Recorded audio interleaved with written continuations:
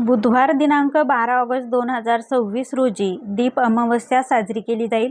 पंचांगानुसार आषाढ कृष्ण पक्षातील अमावस्या तिथी 11 ऑगस्ट रोजी रात्री 1:53 सुरू होते आणि 12 ऑगस्ट 2026 रोजी रात्री 11:06 वाजेपर्यंत असणार आहे।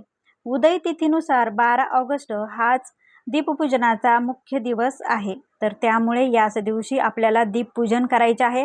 या दिवशी दीपपूजन केल्याने घरातील दारिद्र्य, रोगराई आणि नकारात्मक ऊर्जा दूर होते। घरात सुख, शांती आणि समृद्धीचा प्रकाश पसरतो। आषाढ महिन्याचा हा शेवटचा दिवस असतो। त्यानंतर सुरू होणाऱ्या पवित्र अशा श्रावण महिन्याच्या स्वागतासाठी घरातील सर्व दिवे लख्ख घासून पुसून त्यांची पूजा केली जाते। दिव्याला ज्ञानाचे आणि मांगल्याचे प्रतीक मानले जाते। या दिवशी दीपपूजन केल्याने अष्टलक्ष्मीचा आशीर्वाद मिळतो, अशी धार्मिक श्रद्धा आहे।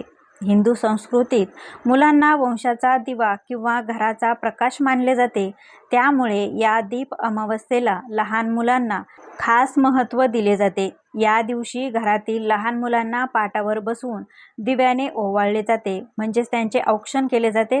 यामुळे मुलांचे आरोग्य चांगले राहते, त्यांना दीर्घ आयुष्य लाभते आणि त्यांच्या उज्ज्वल भविष्यासाठी प्रार्थना केली जाते। अनेक घरामध्ये या दिवशी गव्हाच्या कणकेचे उकडलेले गोड दिवे तयार केले जातात आणि या विशेष दिव्यांनी मुलांना ओवाळण्याची पद्धत आहे।